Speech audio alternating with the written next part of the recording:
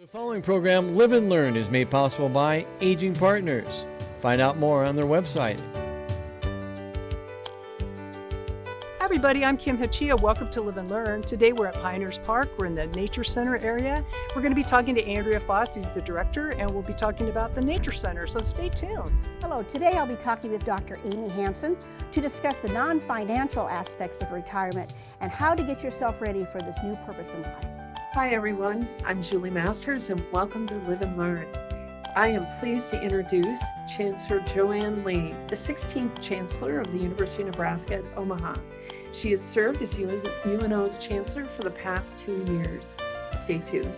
Hello, I'm Barb Tyler, and today I will be talking with Deb Zobel, President and founder of the Nebraska Nurse Honor Guard, and Patsy Gleim, Lincoln Area Leader and State Community Liaison for the Nebraska Nurse Honor Guard. They will tell us a little bit of its history and about this organization and why they thought it was necessary. This and more on today's Live and Learn.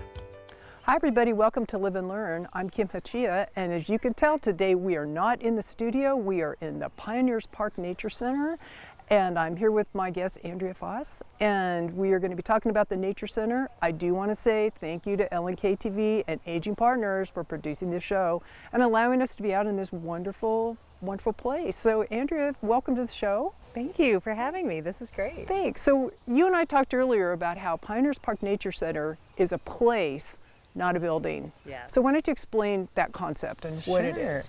Well, so the Nature Center, it's a 668 acre landscape, and it consists of prairie and wetland and woodland. So it's really a place to come and explore. We have miles and miles of trails. We do have interpretive buildings where people can come in and visit, but really the experience is outside. It is outside, and we are in the woodlands part of it, Yes. and which is really nice. We're taping this in June, and so the fact that it's shaded and lovely is really nice. And just across the way is the prairie, which is wide open. But tell me a little bit about this part of the Nature Center, and maybe what can people expect if they come out here? What are they going to see? So this is the original part of the Nature Center. So this is our 60th anniversary, and there was just a little 40-acre bird sanctuary originally of this kind of wooded area. And it's the original Nature Center building. The Chet Ager building is behind us, and it's that rustic little wood shack is what they called it. It's a wonderful place to do bird watching. The trails are gentle. They're wood chipped, but there are some paved areas that are nice and ADA accessible. We also in this area have a number of gardens. So we have our herb garden, the bird garden, children's garden, as well as a natural play area for young kids. But really it's a place for everyone. Right. I know that sometimes people might be afraid because it is large. 668 acres would be, bigger than a section, so people are afraid they might get lost. Can you get lost here? Right around the Chet Ager building, there's a big wetland. This year it's pretty dry, but you just walk in a big circle around it. Once you cross the creek, I think that's where people get a little confused about where they enter and exited. On the prairie side of things, once you're out in the prairie, the big thing to look for, I tell people all the time, is just look for the white schoolhouse on the hill, because your car is right by that parking lot. Right. So if you get up on any ridgetop, you can kind of see where you're at. It's not a huge place, but it does feel like you're really out there. Right. So how many people do you guys think visit this Nature Center or the park in general every year? Sure. Easily over 100,000 people come out here every year. There's the people we see in the buildings, and we can count those folks, but there are so many people who don't come to the buildings, that they just come out to explore the trails, come out in the evenings, enjoy a beautiful sunset. Lots of photographers and bird watchers who come early in the morning to catch those early bird songs. What do you love about this place? What keeps you working here? You said you've been here 11 years. I have. I love that every day there's just something that's beautiful, maybe a little bit unexpected, and it's the little things for me. I love insects. I love going for a walk by myself, exploring a quiet place, observing. Today there was a monarch in the morning, and seeing the beautiful butterfly milkweed in bloom. In the fall, when you've got the gorgeous gold prairie and the purple of the big blue stem and the blue sky, I think it's just amazing colors. I really just enjoy taking it in. I love listening. listening to the bird calls, listening to the wind in the trees, touching the herbs in the herb garden. Just, it's a full sensory experience, and I think that is just so powerful. I think that most people don't think about that. We're so dependent on our eyesight, and so we forget to listen, we forget to smell. What are we smelling? You know, the wood chips have a smell, those locust pods have a smell, the herbs have a smell. Maybe not so great of an idea to taste things, but sometimes you can taste things in the herb garden, or you know, the old geologist trick of licking the rock to see what it looks like. So I do think that people need to learn to use all 5 senses when they're in a place like this. And absolutely. it's also cool that you don't have to go to Yellowstone to have I don't want to say a wild experience, but a nature experience. That's so true. We are so fortunate to have this amazing place right here in our community, that this once regional park is becoming more and more a part of the community as the community grows around us. And it's just a wonderful respite for people to go out with their families, with their friends, on their own, and have some peace in nature. And you can walk, some people run, some people just sit and relax. And I think that that's wonderful that there's opportunities for all people to just enjoy this space. I remember as a child coming out here, and when there were more animals in the zoo, and there were these funky goats and elk and things like that. Now it's bison, but you know, now people my age probably can just enjoy that now, bringing their own children or grandchildren out here and having that same experience. And that must be fun for you to see that happen, those multi-generational experience, because it's not just a park for kids. It's true. It is. It's a wonderful destination for lots of people. And I think of our interpretive buildings, the Prairie Building and the Chet Ager Building, as kind of our gateway to the outdoors. Come to these buildings, get your bearings, get a map, maybe have somebody recommend some things that you might see, some trails. Well, what's in bloom? What are we seeing out here or hearing? It's also where the restrooms are. Get a drink of water. So kind of those basic needs are what we can fulfill in the buildings. Also, that's where we have the live animals, and so people love seeing the little animals up close. But outside, there's also all kinds of evidence of animals that we know are living here. We have fox and coyote and raccoons and turtles and frogs, and there's so many, and of course the bison. So many people come out here to see the bison. I know the kind of, I don't want to say the newer part of the park, but it's somewhat newer, is this connection now in the southwest part. That's part of this Haynes corridor thing. That people are hoping will eventually connect to Spring Creek Prairie or Denton area, connecting prairies, and that's a really interesting part of the park. Why don't you tell me about that? Sure. The Haynes Branch Prairie Corridor is a large project, and it's a long-term project. It's going to take a lot to connect us, but prairie needs to be connected. Patchwork is okay, but prairie it's a landscape, and that's how it functions best. You know, we think about bison and other roaming animals. They need wide open spaces, and this connection that they're trying to build along the Haynes Branch corridor as a prairie corridor that connects us, the drainage that connects us, and hopefully a trail that will connect us, because I think there's so many people that they want the opportunity to roam. Right now that trail isn't really long, but it's a nice trail, and there's so many people who enjoy walking, going out with their dogs, riding bikes, and just taking it in. The Nature Center itself is 60 years old, so there's been some thinking about what do we want this park to be, what is its purpose, who does it serve, and you really have to kind of give the city planners or city parents sort of making it a usable place. And it's not pristine, you know. I mean, there's not trash or anything lying around, but we care for the park, and people love this park. It's managed differently. It's not what everyone is used to and maybe comfortable with. It is rougher, it's wilder. When the park was originally designed, the original design did include a bird sanctuary. But it took a long time for that sanctuary to actually be established. It was at least 30 years before the Nature Center, the Chet Ager Bird Sanctuary, was developed. And then just how it has grown and the dedication of so many people and the gift of time and financial resources to make it a reality, we're also blessed. Well, and sometimes things like that, they do take time to develop. You can't just take an empty lot and say, this is a prairie now. I mean, there has to be some planning into what makes it a prairie. You know, what kind of things are we going to plant there? What are we going to take out? How are we going to manage this? Absolutely. There is a lot of management involved, and we spend a lot of time trying to take care of our prairie so that we do have a well-functioning, restored prairie. Right, and it is beautiful. And so that little white schoolhouse you mentioned earlier. Yes, that's the Cunningham School. People may know it as the Heritage School. Okay. Lincoln Public Schools fourth graders have been coming out for years. It used to reside out at the fairgrounds before they moved west. It's just outside of Valparaiso is where it originally resided, and has been a wonderful resource for kids to come out and see what life was like in the 1860s. Right, and then there's that sort of little cabin-y thing. It's our Hudson cabin, and it also came from the fairgrounds, and originally it was, as far as we've been able to tell, one of the first wooden structures in Lancaster County from 1863. I believe I'm getting that right.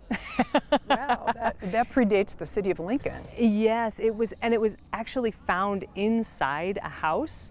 Somebody was doing renovations, and as they were removing walls or doing whatever work they were doing, they found these logs, this log structure, and so they took it out of the house and reconstructed it. So it's got the original logs, it's got some square pegs in it, and just it's a really interesting little building. And we use that for our prairie education, also another Lincoln Public Schools program that we do. And so the kids come out, and that's one of the pieces of that class that we talk about what life was like for settlers. We talk about lots of other things as well, but that's just one component that just brings something extra to the class. There's so much cool history out here because the original family that donated the property, and then it's expanded, but some of the buildings were built during the Depression, so that's, you can talk about that. There's buildings out here that are named after specific people, like whoever Mr. Ager was, and Lynn Johnson, the former parks director. There's a building that bears his name now,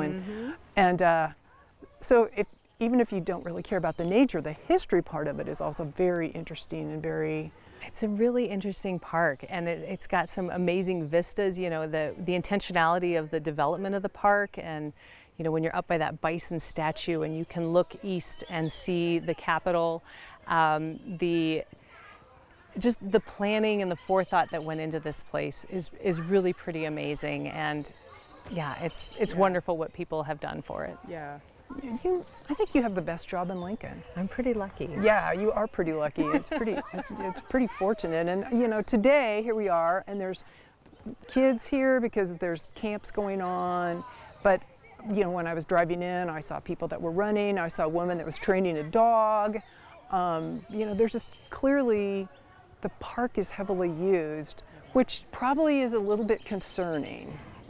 It can be tough. There are times, in the fall we are very busy, the entire park, because the park itself now has so many uses. There's the golf course, there's the concert venue, the cross-country meets, and on the weekends, all the different people utilizing the picnic grounds, getting married, doing all sorts of things out here. So it is a very busy place, and I do think about our footprint on this place, how we can make areas that we want to have very accessible for people, but also some areas that maybe are a little more remote and not as heavily traveled, because those are the areas. Ultimately this place is also a wildlife sanctuary, and so we want to have spaces and habitat for wildlife that benefits all of us. Yeah, that is kind of a balance. For human use, that you do kind of butt up against the animal use. We walked in here today and we saw some definite evidence of a raccoon party from last night, and which would be, you know, it's fun to see them, and you know, you see them in town too. But yeah, it is. It does take some thoughtful planning about how to balance the you know, the animals and their use, or the plants, and how, you know, how are they responding to how we're, you know, like a few seconds ago we heard a jet fly over, and so how does that affect, you know, and I know we're kind of close to some prison facilities, so we probably get to hear that once in a while, and the concert venue and all that. So there is a lot of pressure on this park to be kind of a lot of things to a lot of people. So It really is. And so one of the times I enjoy the most is sometimes the dead of winter when it's really cold and it can just be mine for a little bit. Because this place isn't mine. I'm just a steward, and the staff here are stewards for the people of Lincoln, to really stewards for the resource so that the people of Lincoln can benefit from this wonderful place. right, and I think we're very lucky that we can benefit from that, and that we have wonderful people like you that are taking care of it. I suspect we're out of time, and you and I could probably stand here and talk for another 25 minutes, but the show, you know, would say no. So anyway, thank you so much for being here and being part of this and being a guest on Live and Learn. I really appreciate it. Well, thank you so much. I love sharing this place with others. Thank you. Thanks for doing it. I really appreciate it. And I want to remind our viewers it's never too late to live and learn. Aging Partners has relocated to Victory Park, 600 South 70th Street, just east of the old VA hospital. Follow the signs around the south part of the building complex and enter under the Aging Partners sign on the east side of the facility. The new fitness center is equipped with state-of-the-art cardio and fitness equipment. Caseworkers and resource specialists are available to assist you with a variety of aging issues. Enjoy a hot lunchtime meal and engage with others in a variety of activities. Aging Partners, now at Victory Park. Hello, I'm Barb Tyler, and I'm delighted to welcome Dr. Amy Hansen today, who teaches on various subjects about gerontology at UNO. And I wanted to discuss with you, Amy, on retirement. I retired 16 days ago. Supposing my finances are all in order, what do I need to be aware of for my mental health and maybe just for social ability? You know, retirement is, it's not a one-time thing, right? It's a major transition. And even though it's something we look forward to, there are really kind of a lot of phases that go along with it. And we could talk about those. You want to talk about those phases? I do. I think the phases are interesting because right now I'm in La La Land, as you probably know. But what do I expect coming up here? Yeah. So I really like what Dr. Robert Ashley says regarding phases of retirement. And like I said, it's not really just this one-time thing. You know, this is a big, major life transition. So he says people have this like pre-retirement phase where they know they're going to be retiring. They've got the date. You know, you knew it 16 days ago. This is when it's going to happen. And they're looking forward to it. And then after that day happens, they retire, right? And he says some people go into kind of like a honeymoon phase, like, oh, I'm retired now. I'm going to go on 7 cruises this year. I'm going to go off every single day. I'm having my grandkids over to spend the night. You know, I'm on my honeymoon. But we can't sustain that. I mean, retirement could be for 20, even 30 years for some people. Some people, he says, fall into like this immediate retirement routine. Those are folks who have had a pretty, you know, they had a lot of other pieces in their life, and those pieces kind of fill up the work piece and they fall into a routine. Some folks just will want to completely rest for a little while. You know, they've been in a high pressure, stressful job and they need time to just sit back, relax, Chill out. But we don't, it's not usually the best to stay in that for 20 or 30 years, right? I think it's Dr. Laura Carstensen. She says that it's never good for someone to take a permanent vacation for 30 years. So another phase would be disenchantment. Not everybody goes through that phase, but that's when it's like, man, this is not what I expected it to be. Maybe an aging parent is diagnosed with Alzheimer's disease, and you know, you and your spouse were going to travel, but now you've got an aging parent to care everything. for. It does. Adult kids, for some people, their adult children may need to move back home, and then retirement doesn't look like what they thought. So disenchantment can happen. And then Ashley says that at some point people go into this reorientation where you kind of figure out, man, I've got 20 years. What do I want this to look like? And you kind of reorient to that and then fall into a routine that feels comfortable to you. And at some point, there's this termination of retirement. Do you have a guess what that might be? So some people will say, oh, could that be death? Maybe. Could it be going back to work? Maybe. But Dr. Atchley says termination of retirement is when our health becomes kind of that predominant thing, like frailty. If I go in a nursing home and visit, the 97-year-old woman, I don't say to her, how's retired life treating you, right? She's not really in that retirement phase. So I think it's helpful to kind of recognize, hey, there's a lot of things that happen and that we go through. So what, in your opinion, though, what's the hardest thing about retirement? I know some people anticipate it with dread. Most people, as you said, really look forward to it. But when they get there, it's just not quite what they thought. So is there something they should be aware of, that something's happening? Oh, this is what I don't want to do. They need a structure maybe of some sort. Or do you advise getting into a structure of some sort? Yeah, I think purpose, feeling like you have a reason to get out of bed in the morning is really key for everybody, whether or not we're retired or not, whether or not we're young or we're old. There's something inside of us as a human that needs that sense. And so, for some people, like I was mentioning that pie, work fills up a big piece of our lives. But we have these other components. Maybe you're volunteers, we have our family, we have church, if we do that kind of thing, all these different things. For some folks, hobbies, when work gets taken away, those that are able to kind of fill up that pie with more of those things can adjust a little better.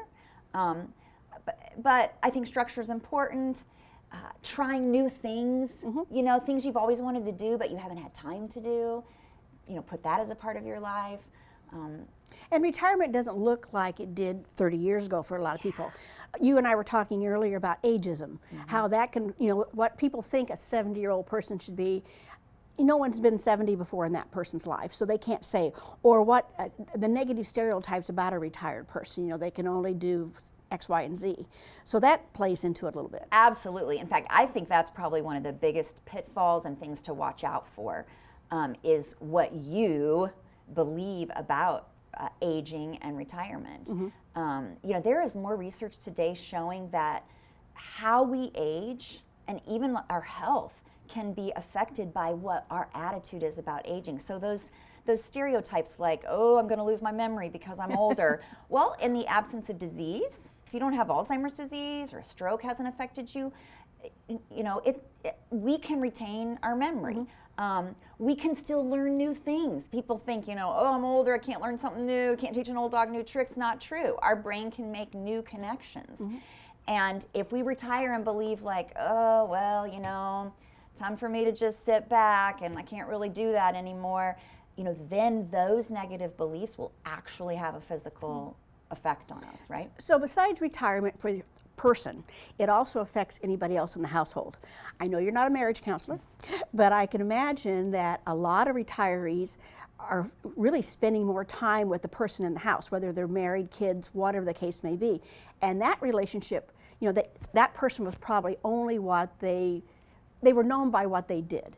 And now they are known maybe now as Mary's wife or Joe's husband, whatever it is. So speak to that a little bit about the new structure within the household. So I think it was my mom who said, to my dad when he retired, I married you for better or worse, but not for lunch. Right? That's a good one. And it does change the dynamics. The roles may change a little bit, right? Because you're there and you're together. And there's a lot of things that can affect that. If both spouses are working or were working, sometimes you'll see joint retirement. So they decided, we're going to retire together at the same time because we're going to, we're going to do these hobbies, travel. Sometimes you'll see sequential retirement where one retires first and the other one retires a little bit later. But the big piece of all of that is communication, right? What things are we going to do together and what things are we going to still have be just our own thing? Are we going to eat lunch together or are we not? Are we still going to maintain the same roles in caring for the home that we had before, or has that changed now that we're both here more often?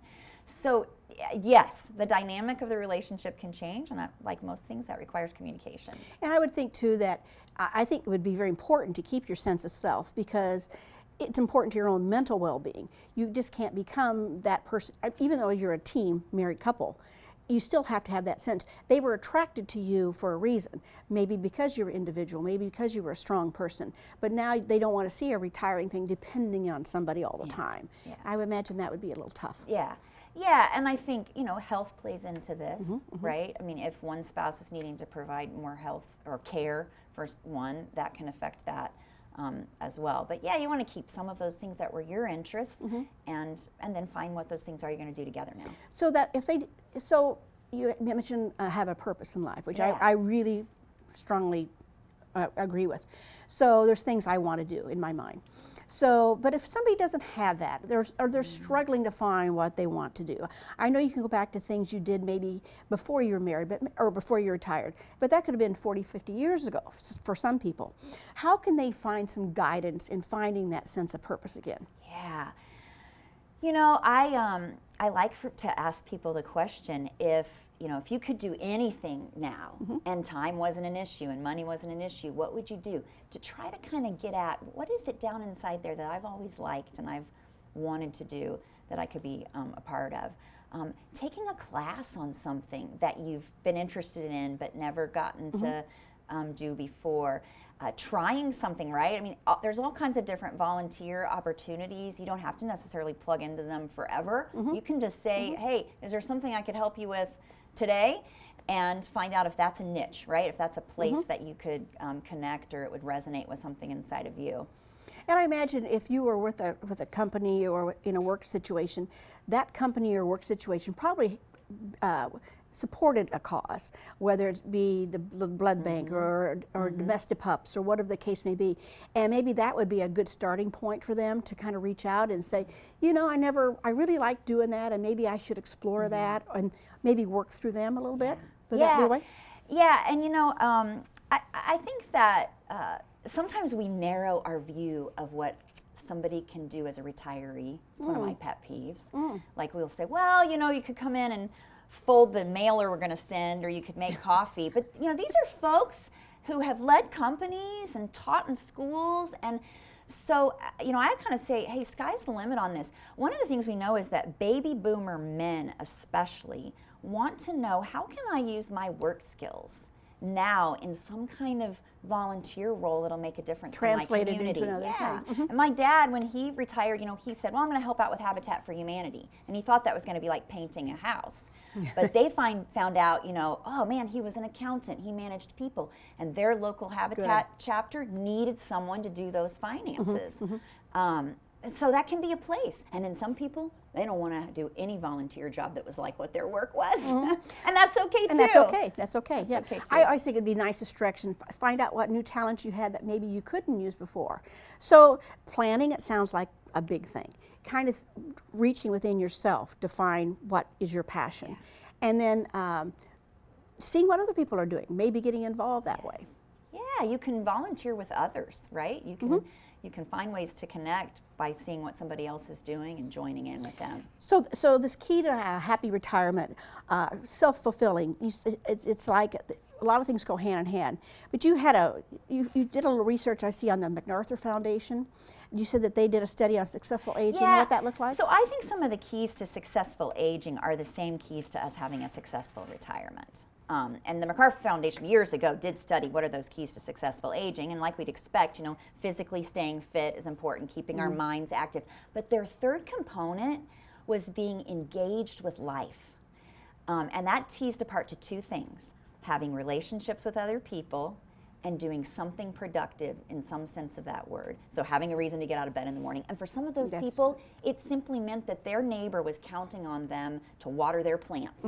So that gave them that sense of productivity. And I think that's just key, having those relationships with friends, with family members, with grandkids, and then finding what those things are that give you that sense of purpose. One little pet peeve I've already noticed there is because I retired, people think I have all the time in the world now. They have forgotten already that I have some other interests that I might want to pursue. And my time, you know, some of it's committed, such as to the show. I enjoy doing this. So I'm not free on certain days of the week. So I think that's kind of fascinating too. Yeah. Is there anything else that maybe we should talk about that we haven't covered?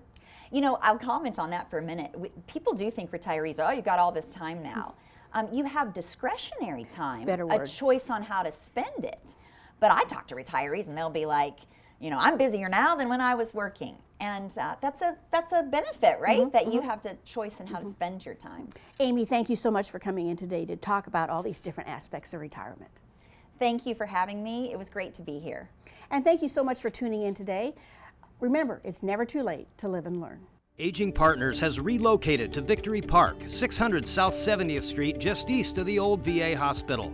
Follow the signs around the south part of the building complex and enter under the Aging Partners sign on the east side of the facility. The new fitness center is equipped with state-of-the-art cardio and fitness equipment. Caseworkers and resource specialists are available to assist you with a variety of aging issues. Enjoy a hot lunchtime meal and engage with others in a variety of activities. Aging Partners, now at Victory Park. Hi, everyone. I'm Julie Masters, and welcome to Live and Learn. You are all in for an amazing treat today, and that is the opportunity to meet Dr. Joanne Lee, the 16th Chancellor of the University of Nebraska, Omaha. Chancellor Lee has served as Chancellor for the last 2 years and is joining us today via Zoom. So welcome, Chancellor Lee. Thank you very much, and hello, everybody, and good morning. Well, we're grateful to have you with us. Chancellor, as a Omaha faculty member, I have the good fortune of being in 2 different places, on the Omaha campus and the Lincoln campus. And I'm so pleased that we can give our viewers the chance to learn a little bit about you. And I know that, it's just amazing what your career and what you continue to do. You're the first woman of color to serve as a chancellor at UNO. And I think also very impressively, the first Asian American to serve in an executive leadership role within the University of Nebraska system. What does that mean for you? So that's a very good question. I've been asked quite a few times in the past 2 years. And I will tell you honestly, at first, it didn't really mean anything. I felt like it was just a calling. I was lucky to be partnered up with University of Nebraska in Omaha, serving our wonderful student body and working alongside our, hardworking faculty and staff. But I think there are several occasions when a question came up, I think the person that asked the question became emotional. And I think I finally recognized I have the new profound appreciation what this appointment really meant for a lot of people. Even in this trade mission with the governor, I have industry people came and they turned out to be Asian. And then they told me, when your announcement came out, we were so excited, we're so proud. And I think that this carries a strong message to a lot of students, regardless of your background. Like for myself, first generation college student, grew up poor, right? Is fortunate enough to be educated by this country. So the appointment itself actually sent a strong, credible signal to a lot of our students, telling them that regardless of your background, you can actually make it. You can do something for the community. And I am just proud to be the messenger in many ways, and I'm humble to be part of this journey. And I want to tell our students, all our learners, our community out there, regardless, we can do it together. So I'm happy to carry that message. It really is a team effort, isn't it? It is indeed. So, one of the things that I think has been your priority is focusing on workforce issues, and particularly workforce issues in the state of Nebraska. Certainly in the field of gerontology, that's a concern to us in terms of how do we plan for the future. So what role do you think higher education plays in preparing for the future and in terms of our workforce? I think higher education is now in a very interesting juncture of our history. We know that the unemployment rate is low. And we know, particularly in the state of Nebraska, it's so low that we have concern about we don't have enough workers. I think higher ed has to be, challenging itself and thinking, well, the population has grown exponentially since the 19th century, right? It's not only in United States, but all over the world. And I have to say that higher ed must ask itself this question. So which student are we missing? And how can we reach that student? And University of Nebraska at Omaha, as an urban campus, as a metropolitan university, is very mindful about that responsibility. Our goal is to go around and say, hey, we're going to use different pedagogy. We're going to think about different methodology, modality. We're going to teach the students or the citizens of the world. Our goal is egalitarian. Our goal is to expand our education such that we provide an educated workforce to meet the demand of our economy. So if there is a supply chain challenge in terms of providing talent, our job is let's grow the workforce through our university. Let's try to bring in as many students as we can and teach them so that they will be prepared. And I would say that affordable, accessible education are fundamental to the success of an egalitarian university with a strong core like UNO.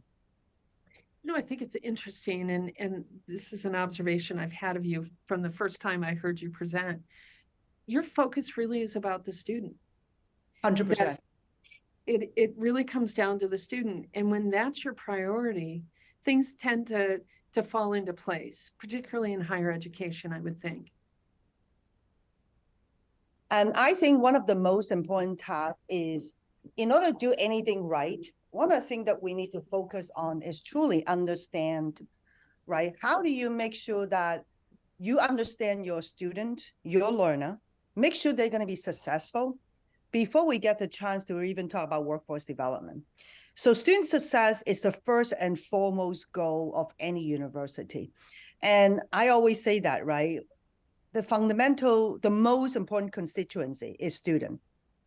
If we start to lose sight on that, we lose our fiduciary duty.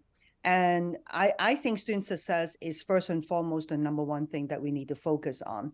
So we want to look at, can we really rethink about curriculum to make sure that we provide a learning journey for the student that is adaptable to the social changes, that is adaptable to the workforce development demand, that is really truly, complement their journey so that they will be, while they're technologically advanced, they also understand there's a strong human touch of a university. We care about them, right? They're not a transaction. They're not a number. It's part of the family. So I always have this challenge to all my vice chancellor and the deans, right? Think about if every single student that we admit, we believe that they are going to cross the finish line and believe that every one of them is going to be a winner. That is a student success on its own. If we really, really live through that culture. That's right. And how powerful what you just said. They are not a transaction. That's powerful. Now, I know that you've said before that the year of 2023 is the year of social mobility. Could you tell our viewers what this means? So the year of social mobility is really a tagline to make sure that we convey the message from University of Nebraska at Omaha to every single family and every single household, to make sure they understand, first and foremost, our job here is to make sure that we educate them. And our goal is to make sure that every one of them, when they graduated, when they finish whatever program they have with us, even micro-credential, they will have a good opportunity to get a better job, to have a gainful employment. Because we believe that if one candidate have gainful employment, that candidate can influence the family. That family can influence the community. And among all the communities that we created, we will be able to advance economic prosperity, right? Ultimately, to be educated is to improve human condition, right? So social mobility is really tied to gainful employment, is really tied to economic prosperity within the community. But after all things, it's really all about improving mankind, right? Humanity is very important for us.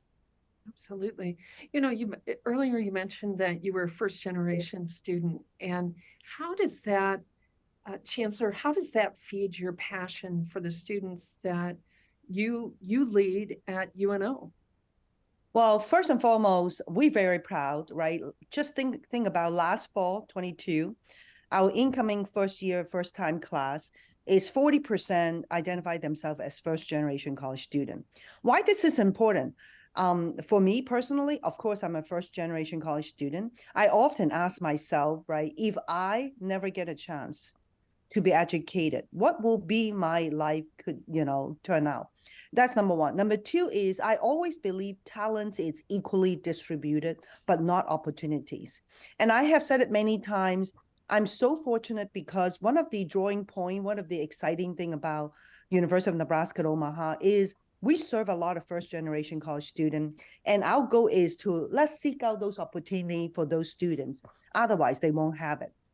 And I always believe that if we're able to expand the reach into the first generation college student, we will be able to live our dream as, okay, now we really fulfill the egalitarian model of reaching out to more students. That's number one. Number two, workforce development, particularly for educated workforce, we know we need to start to think differently. Look for areas that maybe traditionally, historically, think that, college is not for us. For instance, our first generation college student. But what if we can convince them, wait a minute, you're really good in what you do and you have a strong work ethics, you work hard for your life, you really deserve to be educated and have a shot to join a different kind of profession. And if we're successful in doing so, we'll be able to expand an educated workforce for the community. And that's very important. And I think in workforce development sense, this is really to try to think differently. And I'm really proud of what UNO's hard work is really working with the community, try to bring a lot more first generation college students like myself, so that there will be many Joanne Lee out there, and a lot more better people than Joanne Lee to go and serve our community. I hope there are quite a few more Joanne Lees out in the world, because your enthusiasm and your passion and your drive truly is infectious in a very positive way, because it encourages even myself as an older academic. It encourages me to think, okay, there are greater things we can do, but it also encourages our younger faculty to think about, okay, here's opportunity, here's potential, as well as our students. 100%. And I love our students, regardless of their background, regardless of their age, regardless of their family situation, they all deserve a shot. And they do. And it really is, if you think about it, to be able to be with students is the second best job in the world, because they really help to transform what the future is going to look like. Now, in addition to that traditional college student, 19, 20, 21, how is UNO thinking about supporting non-traditional students, particularly within the classroom environment? I love you asked this question. As a matter of fact, based on data from Higher Learning Commission, 74% of our learners in this country now identify themselves as non-traditional. What does it really mean? We need to really kind of influence our community to understand we cannot do business as usual.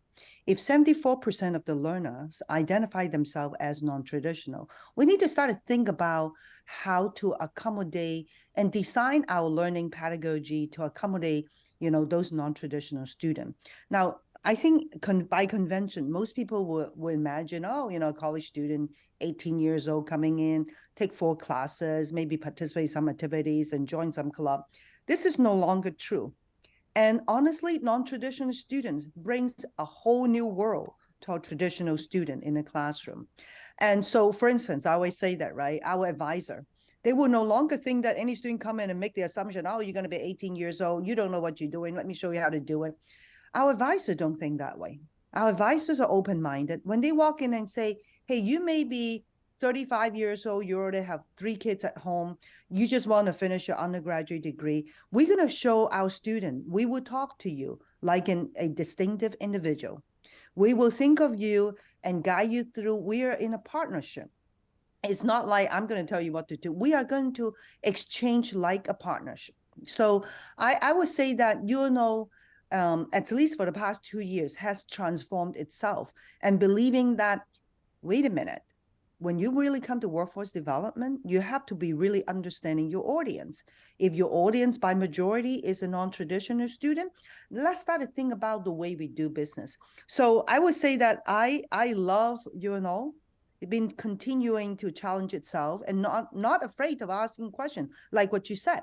Okay, now you have a bunch of non-traditional students. Well, then we start to think differently, do things differently, and even design activities differently, right? And professor and staff are working hard to understand how do we lift everybody up, not just the traditional student. And like what I mentioned earlier, it is important even to bring non-traditional students to the classroom. And because the workforce is not just including the traditional student, the workforce included every single walk of life. And the earlier that we're able to create that opportunity for our students, the better this university is going to be.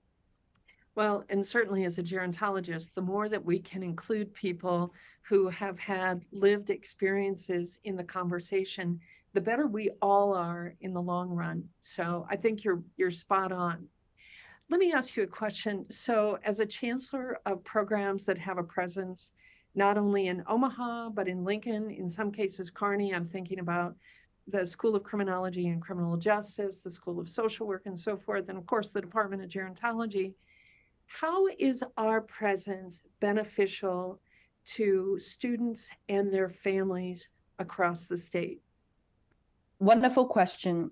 I remember when I first came to University of Nebraska, Omaha, people think, oh, it's a metropolitan university. They almost create a framework to discuss, in a context that we only serve Omaha.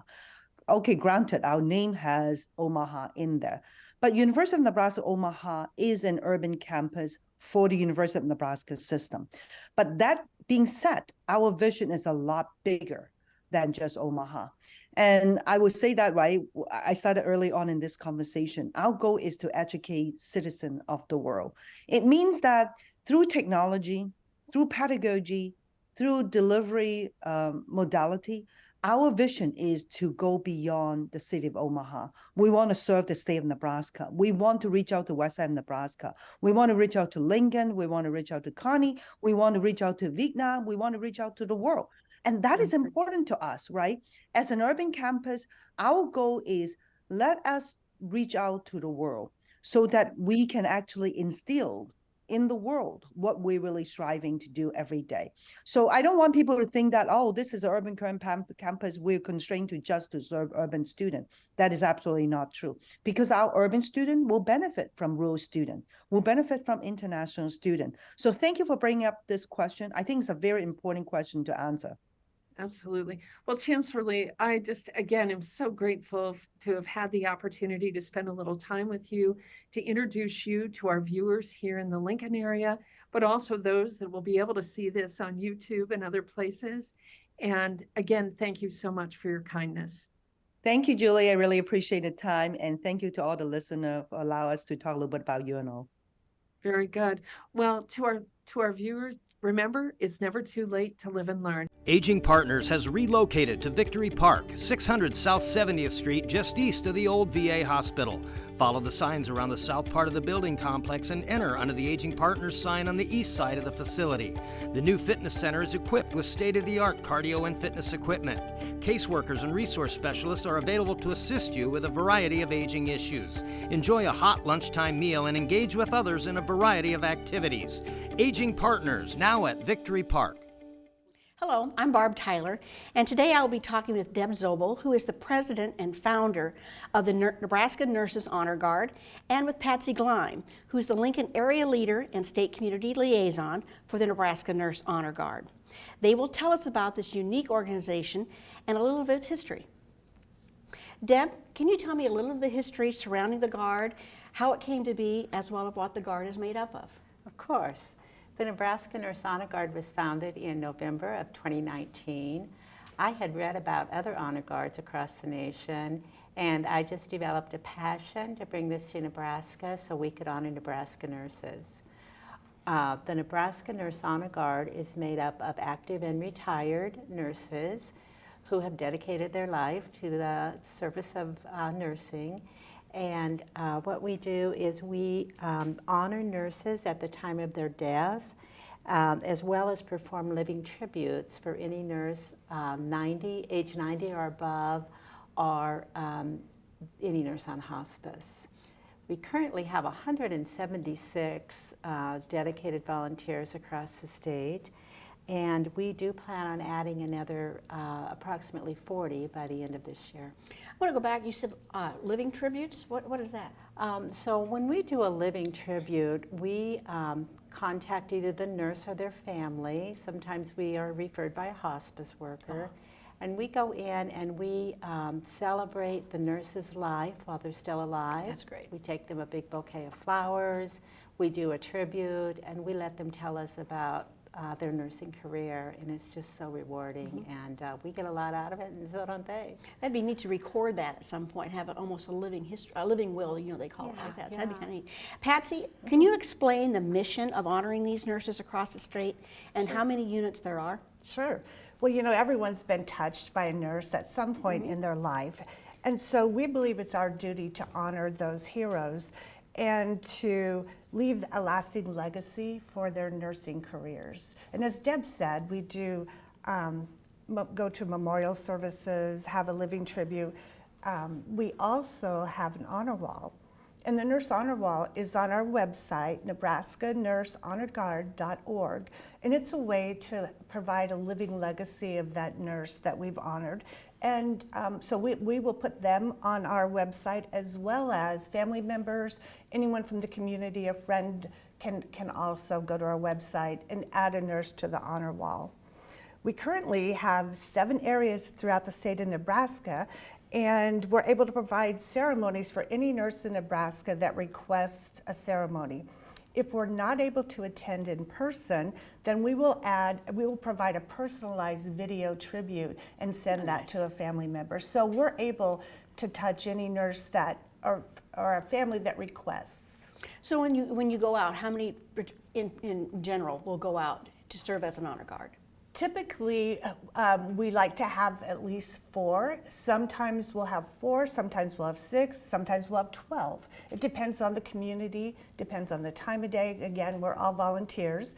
And you know, our biggest community, Omaha, who has the majority of volunteers, and then Lincoln, we tend to get 6 to 8 to 12. I think you've had 14 before. So that's really good. Yeah, it's really impactful to be able to see all the nurses together. We had 8 this weekend at a service, and it was beautiful. But the stories roll in, don't Yeah. they? Yeah. So there's no physical site for this wall. It's just on the website. It's correct? on our website, Okay. nebraskanursehonorguard.org. Okay, great. Yeah. So do you always represent yourself in a particular uniform or in certain garb? Either one can answer. Yeah, members of the Nebraska Nurse Honor Guard wear white uniforms with traditional nurses' capes and caps, and the uniform actually represents nursing and dates all the way back. The capes and caps date all the way back to the founder of nursing, Florence Nightingale. And we do attend, like Patsy said, visitations, funerals, graveside services, as well as celebrations of life. And we're notified about the services by either the family, the mortuary, or clergy usually. And families can also request those via our website at nebraskanursehonorguard.org. So I imagine the mortuaries have this information. So if they find out somebody is a nurse, then they'll contact you to do this? Yes, typically? of course. And sometimes that's included in the pre-funeral planning for nurses. Oh, good idea, good idea. And then, of course, we work hand in hand with the mortuaries throughout the state. And a lot of times, if we're going to record a video service, they will offer us their services to do that. Do you ever do anything such as in a parade or make yourself known in other ways to get the word out that this is there? I had never heard of it until I started, so somebody passed the word to me. So is there another way you get the word out that this is available? Yeah, we do the Patriotic Parade in Omaha every year, which has just been a huge success. We also have been out to the Nebraska Land Days Parade in North Platte. We do the little local Ashland Parade for Memorial Day, and just recently, up in the Northeast area, they did the Pender Parade. So, Oh, okay. Yeah, so. Well, good. I'm glad that's good because I always think marketing's everything. So, Right. So if somebody is watching this and they'd like to start a local guard, what do they need to do or who to contact to do this? Well, the Nebraska Nurse Honor Guard is a statewide organization. So we welcome anyone that would like to join to actually go to our website. Again, I'll say it, nebraskanursehonorguard.org, and they need to fill out an interest form. And that alerts Deb and myself to their interest, and then we'll be in contact with them. Do they fill out a resume then, or do they prove that they've been a nurse? And this for nurses that served overseas or maybe in the military as well as locally? It is. In It's for Nebraska? any LPN, RN, nurse practitioner, CRNA, yes. Oh, really? And you know, we want them to be in good standing with their nursing license, and we do double check on that. And they fill out the interest form, which states why they're interested in being a member, and then we also do an interview process with them, and just to make sure that they understand the time commitment and a little bit more about our mission. So Are they required to have so many hours, like at so many, or is it, you know, everybody lives in different places, obviously. So are they required to serve as volunteers so many hours a year, or? No, we just ask that they attend services. Okay. You know, In their our garb? mission Yes. is to attend services, and so Good. we ask them to be available when the services are in their area. And of course, they can attend any service throughout the state. And oftentimes nurses do that because it may be someone they know. So we had a service in Greeley, and I know you know, Deb's from Greeley, so that might be a service that Deb might go to, especially in those smaller communities where the nurses know everyone in the area. You know, so there'll be people that come from all over to go to some of those services. So are there other key points that you want to point out about this organization? I think it's just fascinating. It's just good to see that women have this group, and it's not all women, I'm sure, but still, traditionally, the nurse has been a woman. Are there key points that you want to point out, or some highlights of your time in the Guard? Well, we certainly accept men, and we're anxious to get some male nurses to help us honor these nurses. One of our most exciting services, I think, or memorable services, is we went out to Fullerton, Nebraska, and we honored the oldest nurse in the state of Nebraska, and she was 107 years old. And so that was just such a privilege. And we also honor very young nurses. We have honored a graduate nurse who passed away prior to taking her state boards, and she was in her early 20s. So what a privilege that was, too. As I'm thinking about this, a male nurse, they won't wear the cap. I mean, I don't know. We would have. Is there a uniform or something that a male nurse wears? I'm just curious. Just scrubs? We would have a special stole for them. They Stole, would wear okay. white uniforms. That makes sense. Okay, that just came to mind then. So. Unless they wanted to wear a cape, they sure they wanted to. That'd be fine. That'd look like Batman. That'd be good.